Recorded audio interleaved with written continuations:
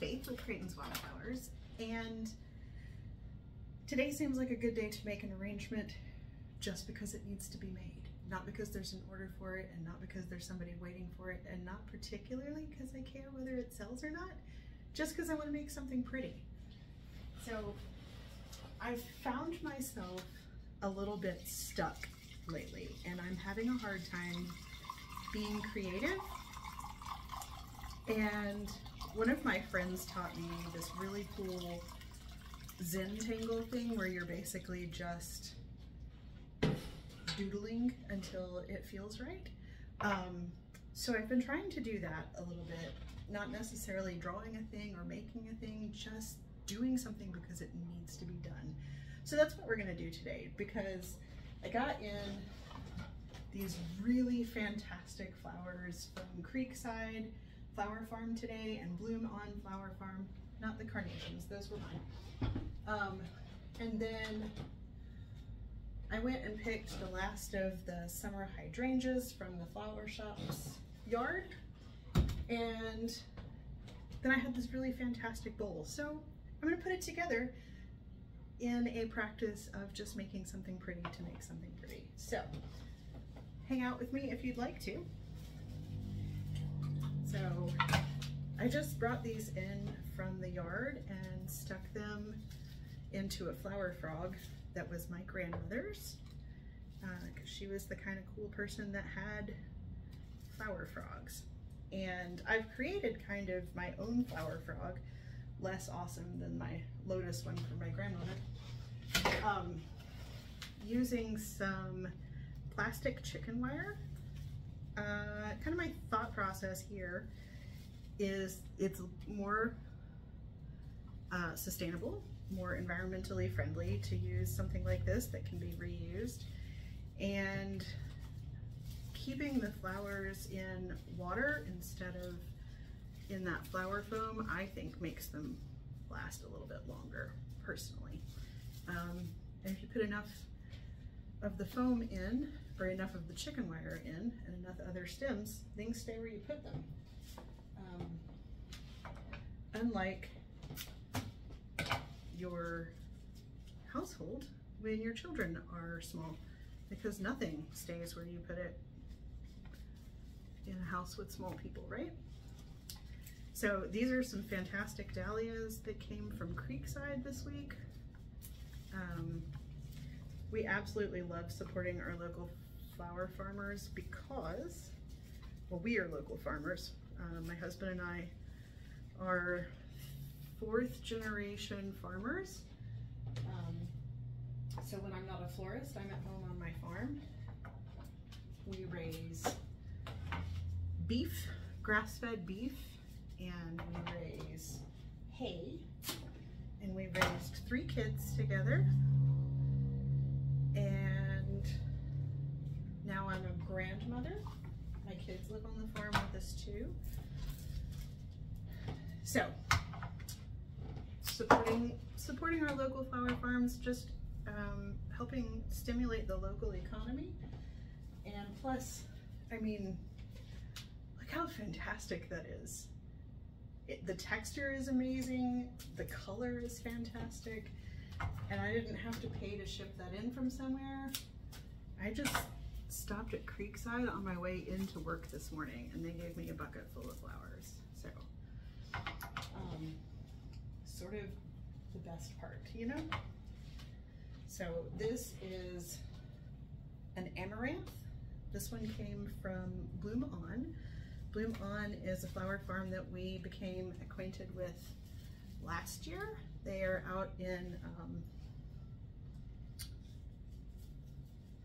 well, I knew where they were before I started talking, but now I don't remember. Cohutta, they're in Cohutta, Georgia. And Melody comes to see me once a week through the growing season. She's brought me some plants. She's introduced me to some plants that I have fallen thoroughly in love with. But she also keeps us supplied with really cool stuff.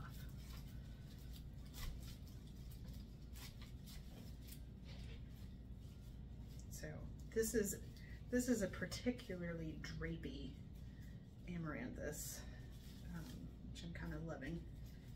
It's got a wonderful texture. It moves all over the place.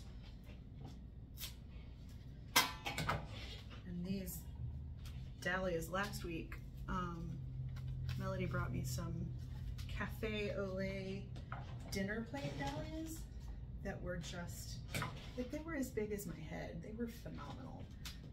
See how pretty that is?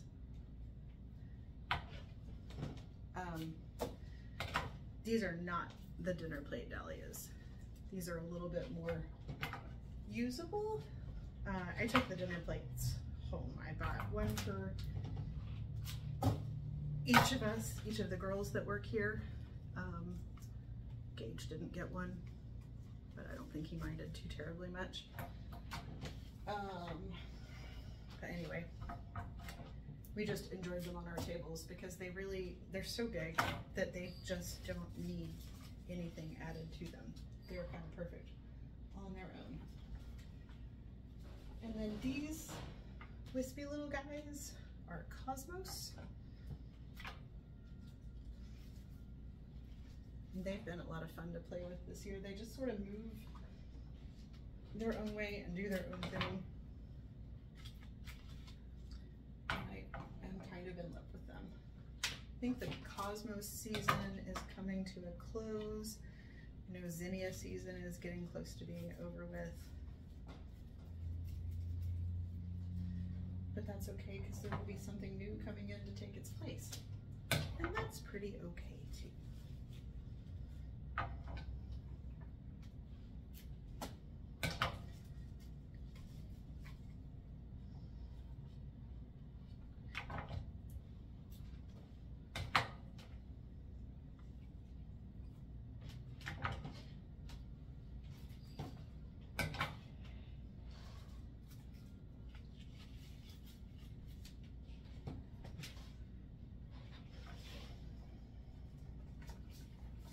Trying to decide if I should use these carnations. I know a lot of people say, oh, I don't like carnations, but I don't get the ones that you pick up at the grocery store.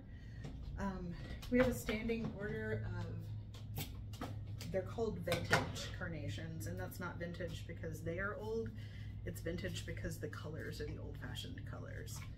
Not that these are the old type of carnations, because they are definitely different from the bubblegum pink and the fire hot red that your mom was given when she went to homecoming. These are very much a different thing. Yeah, I think they belonged in this piece.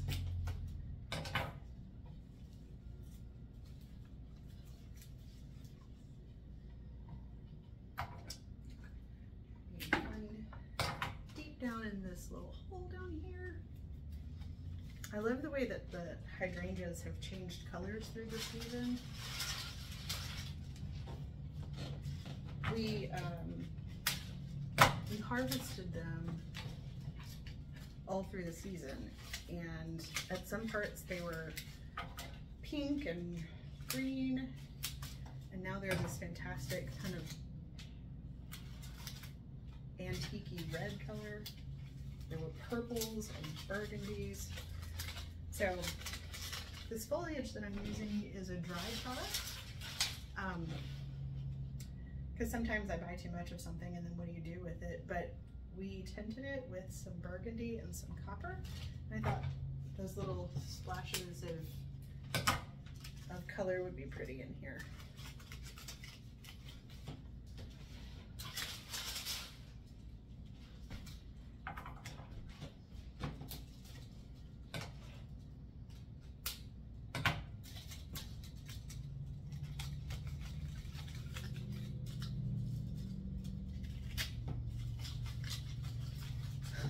So this is kind of like a Zentangle floral arrangement, I guess, because it's not trying to be anything. It's just a bowl full of wild and local, I think.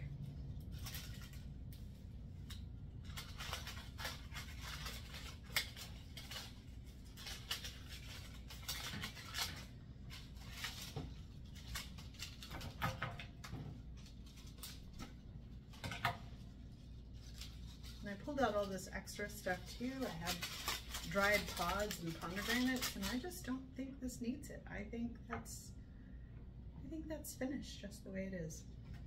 So, all right, thanks for hanging out and making a pretty thing for me with me today.